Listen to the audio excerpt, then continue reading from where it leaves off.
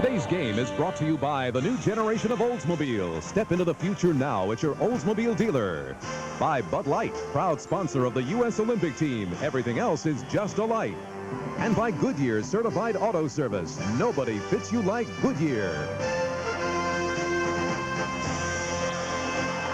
We are early fourth quarter, a minute gone by. Marv Albert with Joe Namath from Foxborough. Patriots leading the Jets 16-3. First down from New England's 48-yard line. Dupart and Perryman are the running backs. And this is Reggie Dupart picking up a couple on the play, getting out to midfield. Robin Cole on the stop. The New England Patriots have had it all over the New York Jets statistically. 276 total yards to 109. Seems like the Patriots have had the ball for more than their 23.5 minutes. Jets were minus 6 yards in the third quarter. And Perryman with a short pickup. Gerald Nichols, the nose tackle, on the stop. Seattle leading Denver in the third. Cleveland and Kansas City remain tied at 3. Raiders leading San Diego, Houston, Indianapolis tied up at 14. It is a third down and 7. Patriots on 3 field goals by the rookie Ted Garcia and a 26-yard touchdown pass from Grogan to Fryer with the 16-3 lead. Grogan going sideline, has a first down. Cedric Jones punched out by Bobby Humphrey. Jones with his third catch of the day. Well, I can't help but believe Raymond Berry gave these guys a good talking to at halftime. Grogan throws the hardest pass for a right-hander to the right side here and throws it perfectly. Humphrey is laying off the receiver a little bit. With the wet field, you can't really blame him. But Ray Berry must have gotten these Patriots together at halftime and talked to them, because they came out this second half and have just dominated play. Steve Grogan, the unquestioned leader of the offense, a man who has provided all kinds of problems for the Jets. This time handing to Perryman. Good hole up the middle. Alex Gordon able to make the stop. Pick up a 5. It'll be a second down and 5 at the Jet 37. Alex Gordon made the stop, but you have to keep your football basics together, the technique. That time Kyle Clifton was in excellent position to make that tackle at the line of scrimmage. He had his head down. He didn't keep it up and look where he was going to make the tackle. Thus, he missed it, and they still made a gain on the play of 5 yards. 3 minutes gone by in the fourth quarter. A second and 5. Dupart in motion. And again, the fullback Perryman short of the first down. Nichols from his nose tackle position on the stop. Gerald Nichols, number 77. He's been upset, feeling that he's played well enough to start instead of Scott Mercereau, but the Jet coaching staff felt that he was physically worn down last year. His size a concern at about 6'1", 265. Hey, he's not small. 6'1" is good for a nose tackle in height. He gets good leverage that way. He's a strong man. And during the whole training camp and preseason, Walton was praising Nichols. Although they consider that small for a nose tackle. Mercereau about 6'3", 275. Third down and 3. Pass thrown behind Dupart. Rich Miano on the coverage. We see 6'1", in my opinion, is not small for the nose tackle, because the whole key is leverage, trying to get your arms up underneath that center. And Nichols is strong, and he gets good leverage. Well, the Patriots going for it on a fourth down and 3 at the Jet 30-yard line. Crowd applauding the decision. Grogan, lots of time, and it paid off. Irving Fryer with the first down and more, and a flag off a late hit. 16-yard pass play. And for Fryer, his 5th catch. Personal foul. Number 55 defense, late hit. Okay, the Patriots fooled the Jets that time. They quickly got to the line of scrimmage, didn't give the Jets defense a time to prepare for that situation. The Jets didn't know what they were doing. They couldn't get back there to rush the passer. It was a really good call by the Patriots. And we'll pick up the late hit.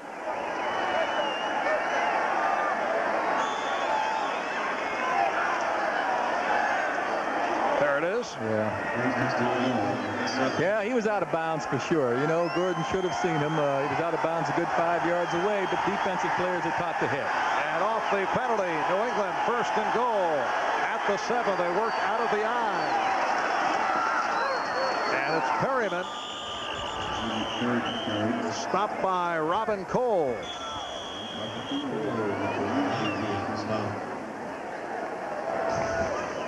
Now the Red Sox and the Angels. Extra innings out in Anaheim, tied at 5 in the 10th. Red Sox win. They would move into a tie for first with the Tigers, who were beaten again by Milwaukee. Yankees crushed by the Oakland Athletics out on the coast, 11-2. So the Yankees remain 4 games back. Milwaukee with the victory now, only 4 games back.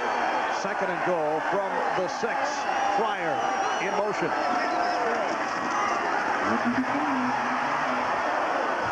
And on the carry, Dupart stopped by McMillan. Good tackle by McMillan. Dupart had his big guards out in front of him, Fairchild, and well, it wasn't Farrell. Anyway, you'll see number 22, Eric McMillan, coming up from the free safety spot. And look at this hit. Boom. That's a good hit. During preseason, Eric McMillan wrote out defensive coverage in black ink on his left wristband, in effect a crib sheet. Some of the Jet coaches, in particular secondary coach Mike Faulkner, said he hopes the ink doesn't run in the rain.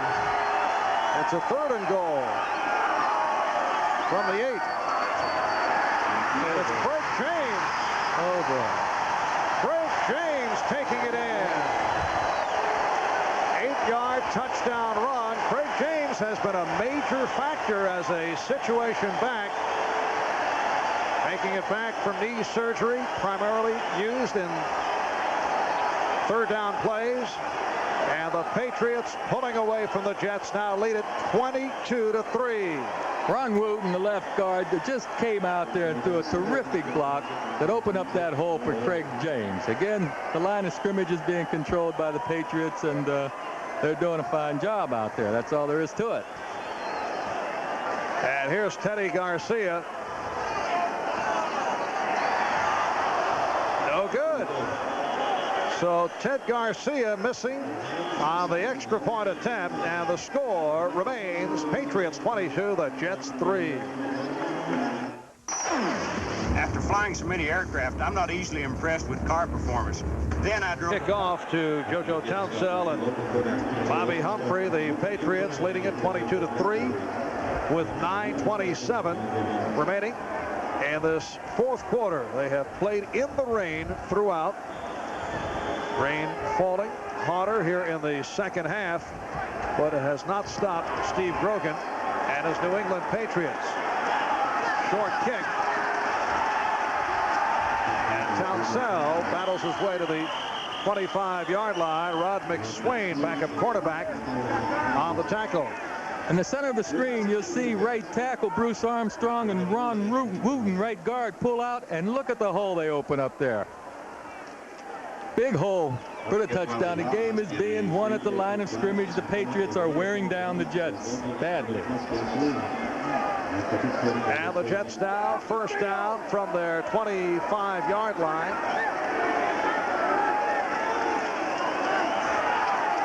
And O'Brien fumbles. And it is recovered. It appears to be the Patriots. Yes, it is. O'Brien was on his way to being sacked for a 4th time and then lost it. Kenneth Sims on the recovery. And the Patriots take over on the doorstep. It'll be New England ball at at the Jet 15. Well, Ken O'Brien has some time to throw here. The ball either slips out of his hands or gets knocked out of his hand. Right there, yes, it was knocked out of his hands by Kenneth Sims, the man that recovers the pass. He got his right hand in there to free the ball. Well, the Jets played a good game in the first half, but this second half, I'm afraid they're looking like what the experts predicted they would look like. Ball spotted at the 16. First down for the Patriots. John Stevens could not make the turn. Obviously very difficult for the running backs. Marty Lyons was right there. Third quarter, Seattle holding on to that 14-7 lead on the Denver Broncos at Mile High. Cleveland and Kansas City remain tied at 3. Raiders up in the 4th. And the Oilers and the Colts remain even at 14. Seattle must have an awful good defense to hold Denver to 7 points in 3 quarters of football. 2nd and 11, loss of 1 by Stevens.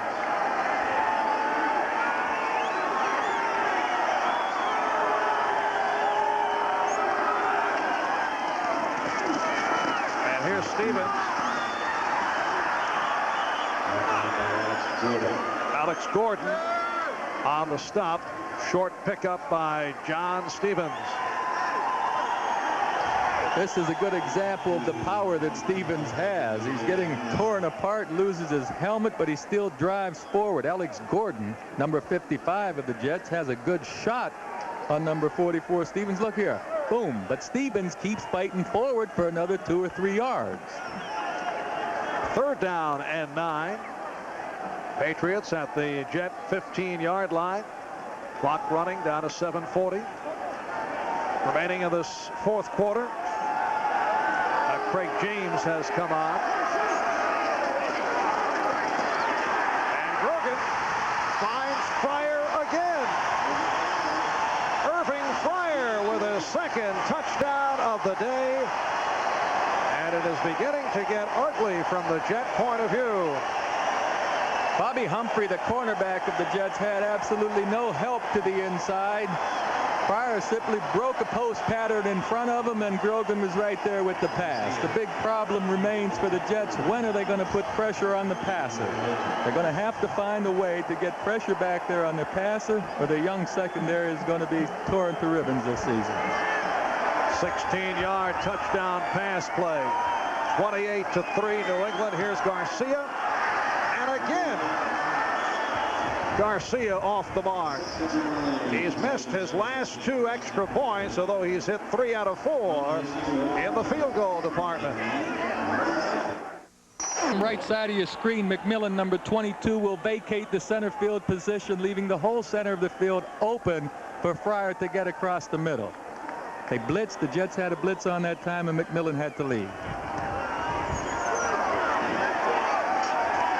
And the kickoff from Garcia, fielded by Townsell. So the Jets back to the offense, trailing by the score of 28-3 with 7:15 left in this 4th quarter. Marvin Allen on the stop. Steve Grogan checking things out on the phone, talking to the coaches upstairs just a moment ago through his 2nd touchdown of the game. And the rain is coming down stronger at this point. It has been raining throughout the day here in the Boston area. Freeman McNeil finding some running room for the first time this afternoon. Stopped by Marriott and James, and he moves the chains. Picked up a first down. Well, naturally, the Patriots are playing pass defense now, and they want to rush the passer. Draw play was a good call, and with Freeman's shiftiness, he turned it into a good game. Seattle now 21-7 over Denver. Freeman McNeil picked up 15 yards. First down for the Jets from their 37. McNeil 16 carries, 45 yards. And O'Brien with a short pass. Wesley Walker with the circle route, and for Wesley, that is his first catch of the day. Ernest Gibson, the backup cornerback, made the stop, continuing with the late games. Raiders in front of San Diego, and Houston and Indianapolis tied at 14. That's Walker's first catch, but I don't even remember O'Brien throwing the Walker earlier in the game. I know they missed Toon, and I'm wondering if Toon's absence really does cause Wesley Walker to have problems out there. Last year, Walker missed 7 games with a shoulder injury, made only 9 catches on the season. And again, a problem off the snap, and it's picked up by the Patriots. Johnny Rembert, and another fumble recovery. Johnny Rembert able to wrestle it free. And the New England Patriots will take over. O'Brien's not pleased about something. Either he thinks he should get another play, or, well, I don't know what it can be. You see these footballs, Marv, normally they start out weighing 14 to 15 ounces a game. By this time, they're a little waterlogged and heavier and certainly slippery. Let's see if we can see what happens on the fumble. I can't really tell.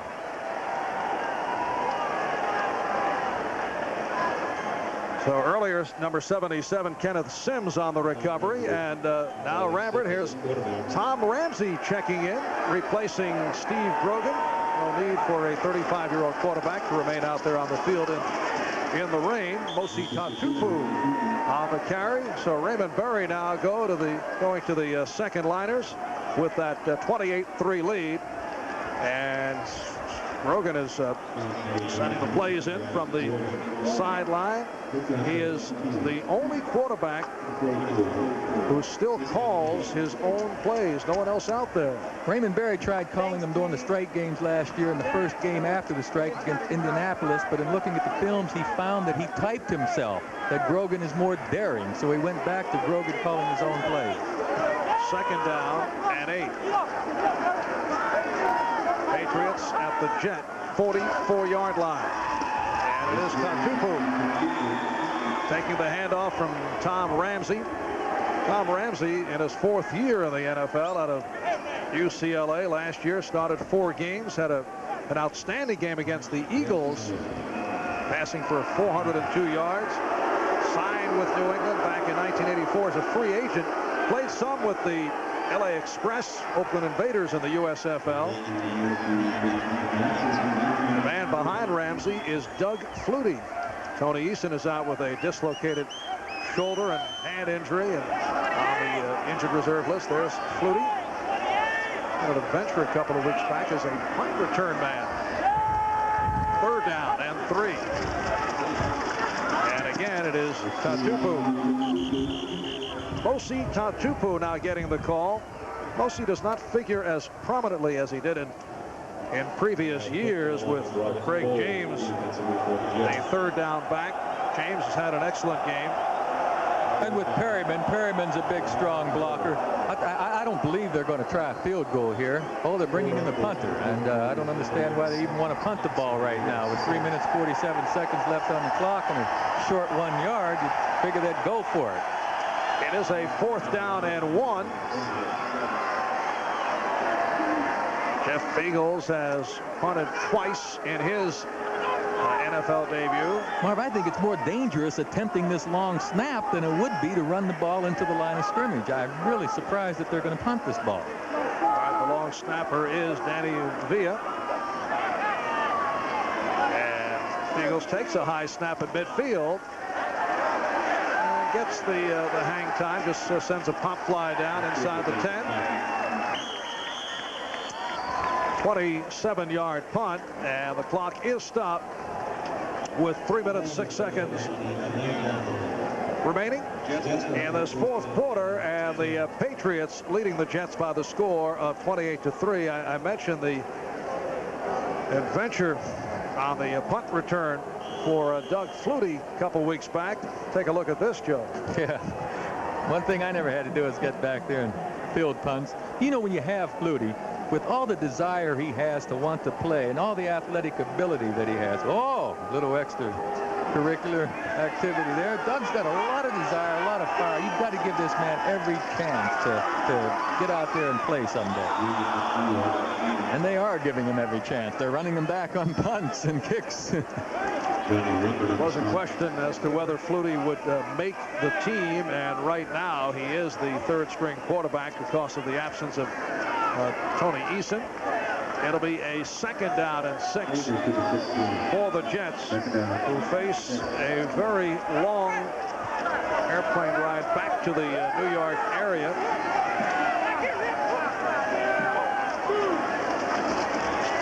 And here is O'Brien throwing in a crowd. Able to complete to Roger Vick, Rembert, and James on the stop. Well, I think the first half certainly was indicative of the kind of football that the Jets can play. They're going to become a better football team, and the first half they did fairly well, but it caught up to them in the second half. Most of us felt that the Jets' inexperienced secondary would hurt them, and without a pass rush, I don't care if you have an experienced secondary back there. If you don't get to the passer, you're going to get burned. It is a 3rd down and 6 at the 16.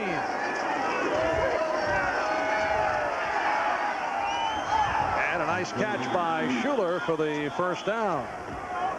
Schedule does not get any better for the Jets, who next week will face the Cleveland Browns. So the clock running down. Stopped now with 2:12 remaining. And a penalty marker down. Face mask penalty on number 42.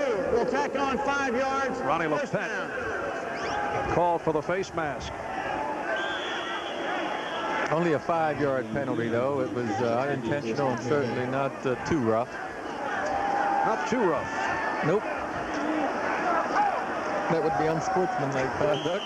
Unnecessary roughness. And the 2-minute warning sounding before the start of the play. So a 28-3 New England lead. We'll be back in a moment.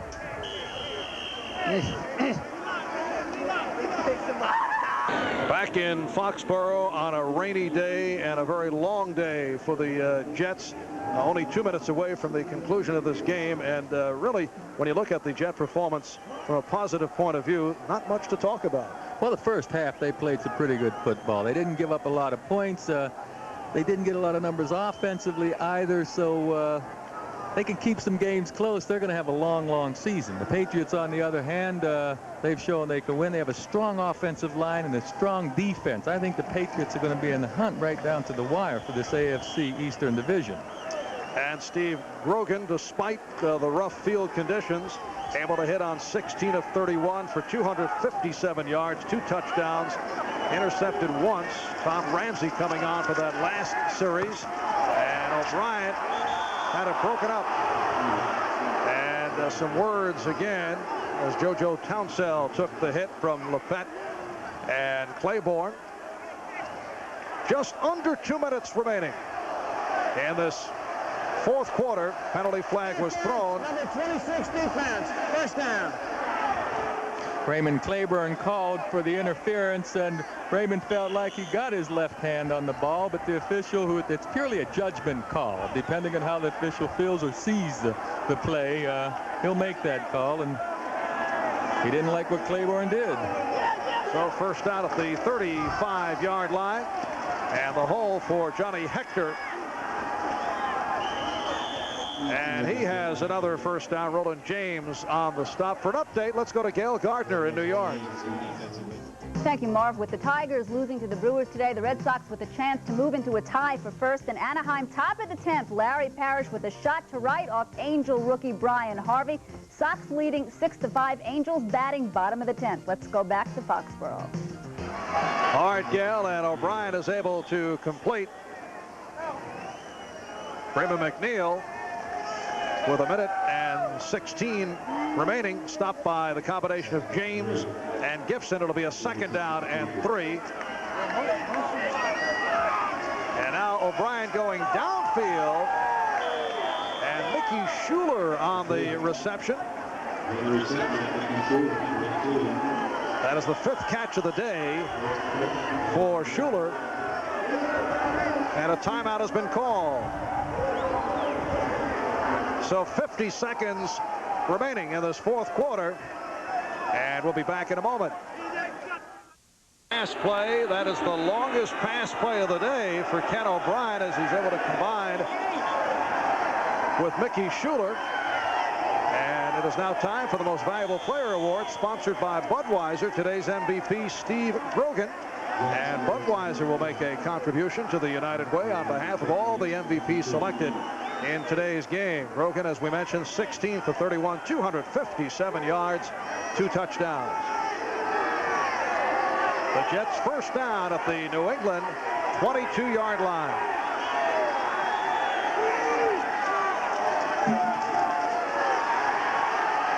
And O'Brien goes down. Sack number 5. Milford Hodge, the backup nose tackle in his 3rd year out of Washington State, coming up with this one.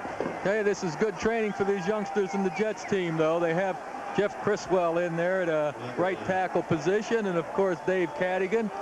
They've got to learn, they've got to improve, and they're under some fire right now. So look at the positive side of it, and these Jets are going to improve. And you can see some of those negative statistics for the Jets. O'Brien with just the 1 pass over 25 yards. Not much of a running game in these rainy conditions. The rookie Stevens, 40 yards, 10 carries. 52 seconds remaining, fourth quarter.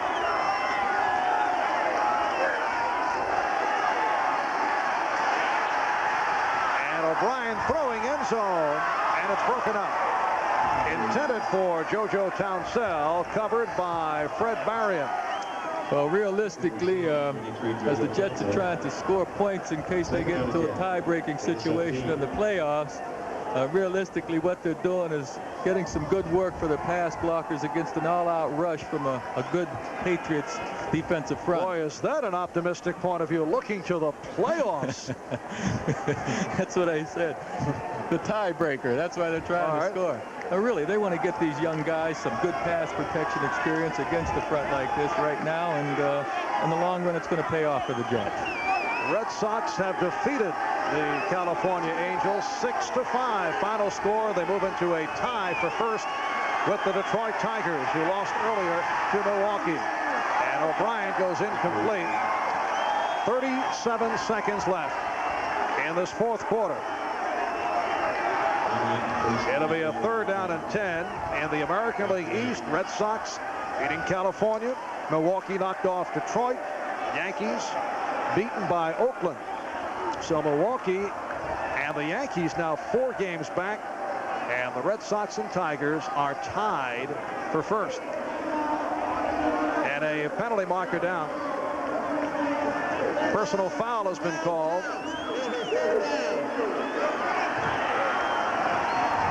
Tough to pick up the call, but it was against the Jets, and now we're told Billy Griggs was the man called on the personal foul.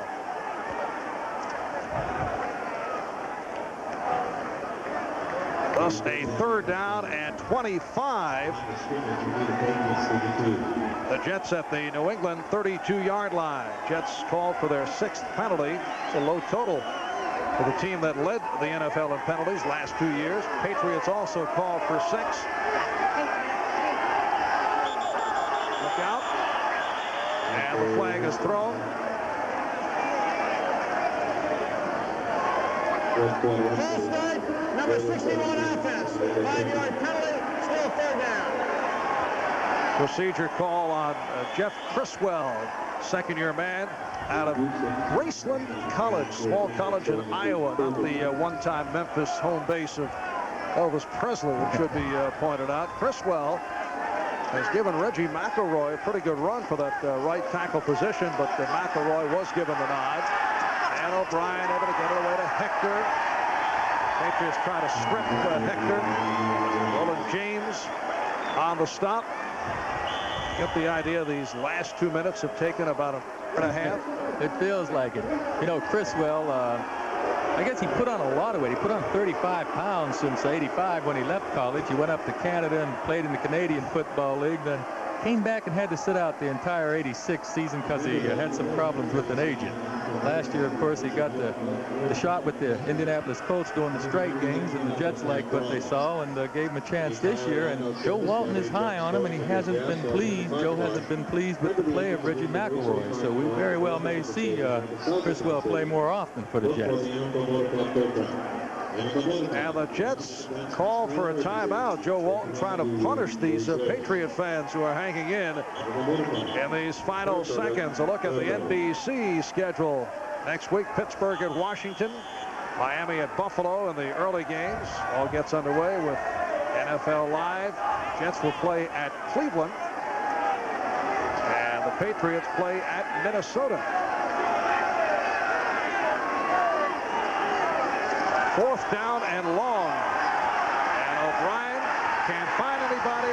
Sack number 6. Tim Jordan, outside linebacker, able to get to O'Brien with 17 seconds remaining. It's frustrating for the Jet players. They're proud athletes. They don't like to play this way. They just happen to be outclassed right now. Don't count them out. I think they're going to improve and come back, and maybe not this year, but in a couple of years they could have a contender. So the Patriots will take over with 17 seconds remaining.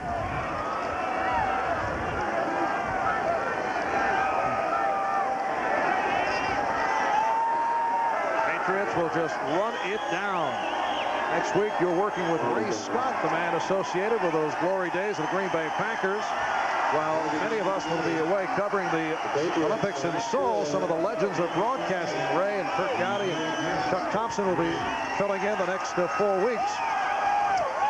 So the Patriots with a 28-3 victory over the New York Jets on opening day 1988. Marv Albert with Joe Namath saying so long from Foxborough as we switch to the Cleveland Browns and the Kansas City Chiefs. Let's go to Kansas City.